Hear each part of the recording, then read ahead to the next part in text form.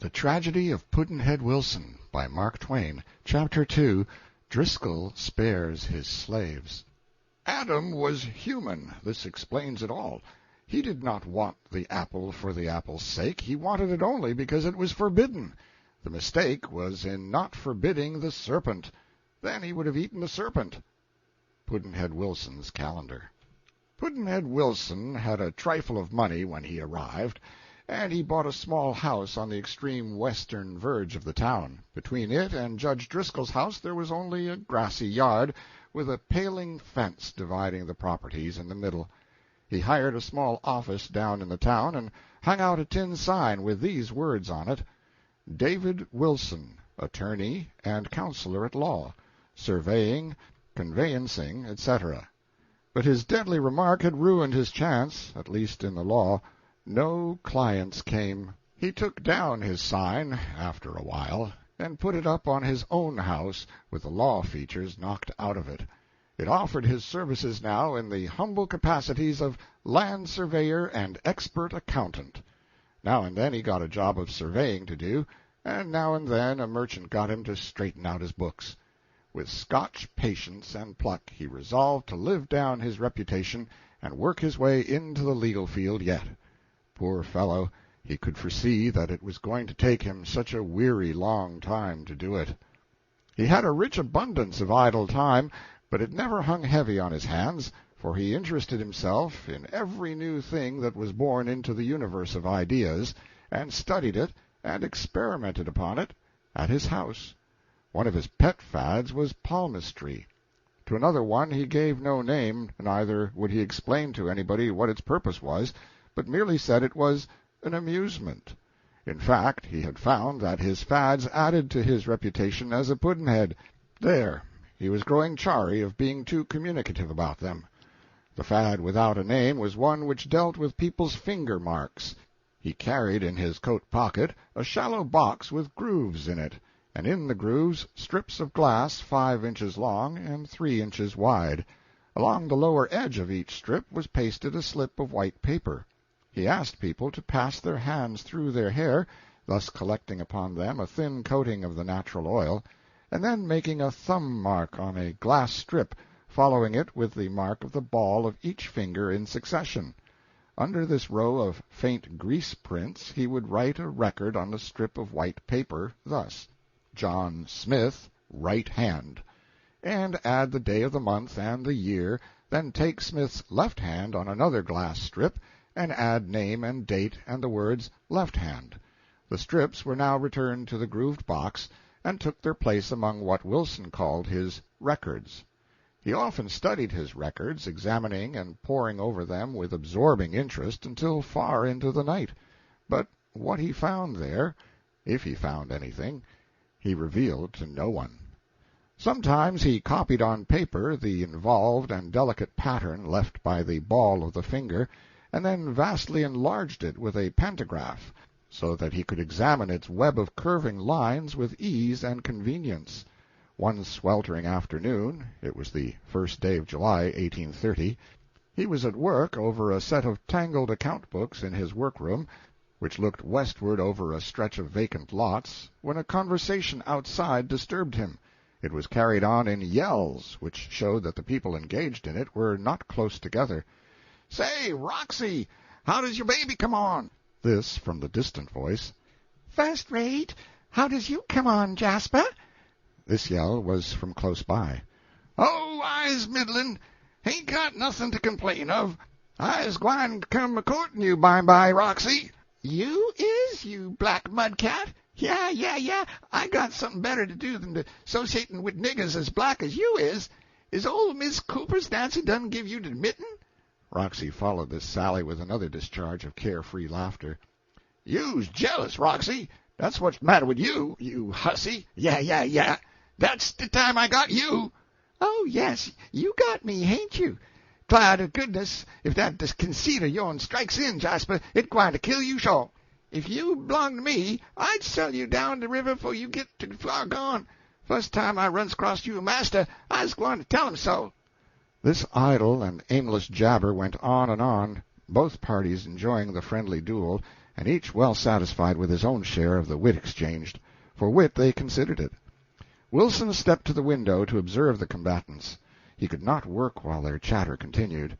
Over in the vacant lots was Jasper, young, coal-black, and of magnificent build, sitting on a wheelbarrow in the pelting sun, at work, supposedly, whereas he was in fact only preparing for it by taking an hour's rest before beginning. In front of Wilson's porch stood Roxy, with a local handmade baby wagon, in which sat her two charges, one at each end and facing each other. From Roxy's manner of speech, a stranger would have expected her to be black, but she was not.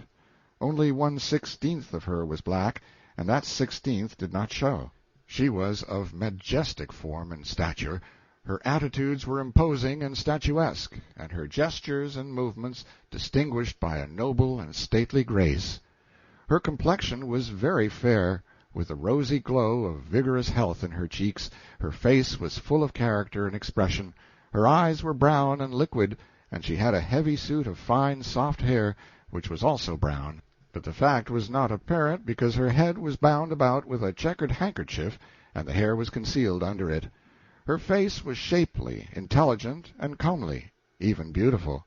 She had an easy, independent carriage when she was among her own caste, and a high and sassy way withal, but of course she was meek and humble enough where white folk were. To all intents and purposes Roxy was as white as anybody, but the 1/16 of her which was black outvoted the other 15 parts and made her a negro. She was a slave, and saleable as such. Her child was 31 parts white, and he, too, was a slave, and, by a fiction of law and custom, a negro. He had blue eyes and flaxen curls like his white comrade, but even the father of the white child was able to tell the children apart, little as he had commerce with them, by their clothes, for the white babe wore ruffled soft muslin and a coral necklace, while the other wore merely a coarse tow-linen shirt which barely reached to his knees, and no jewelry. The white child's name was Thomas Beckard Driscoll.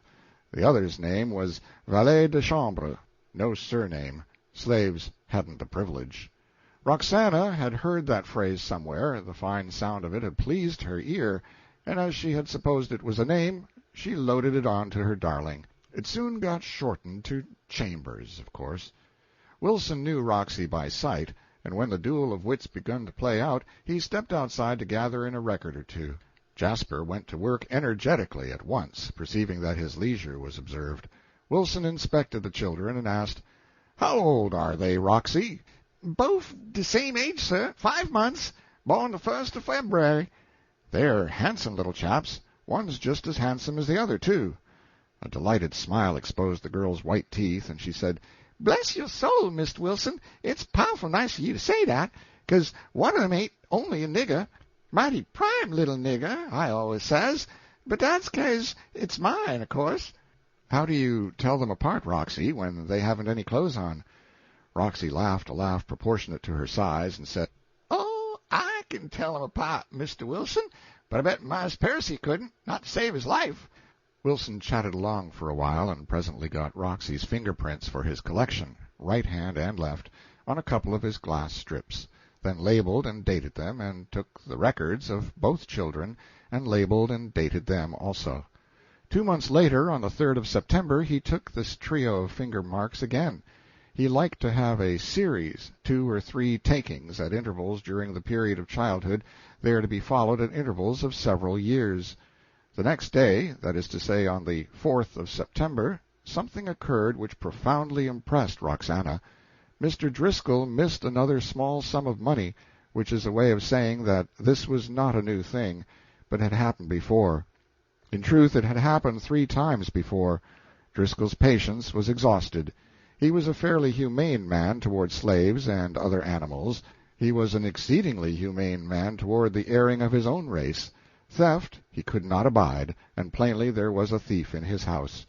Necessarily the thief must be one of his negroes. Sharp measures must be taken. He called his servants before him. There were 3 of these, besides Roxy, a man, a woman, and a boy 12 years old. They were not related. Mr. Driscoll said, "You have all been warned before. It has done no good. This time I will teach you a lesson. I will sell the thief. Which of you is the guilty one?" They all shuddered at the threat, for here they had a good home, and a new one was likely to be a change for the worse. The denial was general. None had stolen anything, not money, anyway, a little sugar or cake or honey or something like that Marse Percy wouldn't mind or miss, but not money, never a cent of money. They were eloquent in their protestations, but Mr. Driscoll was not moved by them. He answered each in turn with a stern, "Name the thief." The truth was, all were guilty but Roxana. She suspected that the others were guilty, but she did not know them to be so. She was horrified to think how near she had come to being guilty herself. She had been saved in the nick of time by a revival in the colored Methodist Church a fortnight before, at which time and place she got religion. The very next day after that gracious experience, while her change of style was fresh upon her, and she was vain of her purified condition, her master left a couple of dollars unprotected on his desk, and she happened upon that temptation when she was polishing around with a dust-rag. She looked at the money a while with a steady rising resentment, then she burst out with, "Dad blame dat revival! I wished it had been put off till tomorrow." Then she covered the tempter with a book, and another member of the kitchen cabinet got it. She made this sacrifice as a matter of religious etiquette, as a thing necessary just now, but by no means to be wrested into a precedent. No, a week or two would limber up her piety, then she would be rational again, and the next $2 that got left out in the cold would find a comforter, and she could name the comforter. Was she bad? Was she worse than the general run of her race? No. They had an unfair show in the battle of life, and they held it no sin to take military advantage of the enemy in a small way, but not in a large one. They would smooch provisions from the pantry whenever they got a chance, or a brass thimble, or a cake of wax, or an emery bag, or a paper of needles, or a silver spoon, or a dollar bill, or small articles of clothing, or any other property of light value, and so far were they from considering such reprisals sinful that they would go to church and shout and pray the loudest and sincerest with their plunder in their pockets. A farm smokehouse had to be kept heavily padlocked, or even the colored deacon himself could not resist a ham when Providence showed him in a dream, or otherwise, where such a thing hung lonesome and longed for someone to love. But with 100 hanging before him, the deacon would not take two, that is, on the same night. On frosty nights the humane negro prowler would warm the end of the plank and put it under the cold claws of chickens roosting in a tree. A drowsy hen would step onto the comfortable board, softly clucking her gratitude, and the prowler would dump her into his bag and later into his stomach, perfectly sure that in taking this trifle from the man who daily robbed him of an inestimable treasure, his liberty, he was not committing any sin that God would remember against him in the last great day. Name the thief! For the 4th time Mr. Driscoll had said it, and always in the same hard tone. And now he added these words of awful import, "I give you 1 minute." He took out his watch. "If, at the end of that time, you have not confessed, I will not only sell all 4 of you, but I will sell you down the river." It was equivalent to condemning them to hell. No Missouri negro doubted this. Roxy reeled in her tracks, and the color vanished out of her face. The others dropped to their knees as if they had been shot. Tears gushed from their eyes. Their supplicating hands went up, and 3 answers came in the one instant.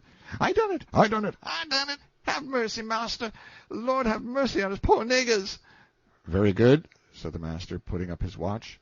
"I will sell you here, though you don't deserve it. You ought to be sold down the river." The culprits flung themselves prone in an ecstasy of gratitude and kissed his feet, declaring that they would never forget his goodness and never cease to pray for him as long as they lived. They were sincere, for like a god he had stretched forth his mighty hand and closed the gates of hell against them.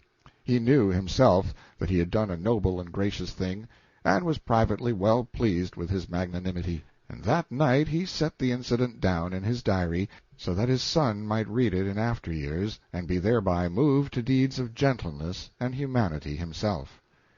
End of chapter 2.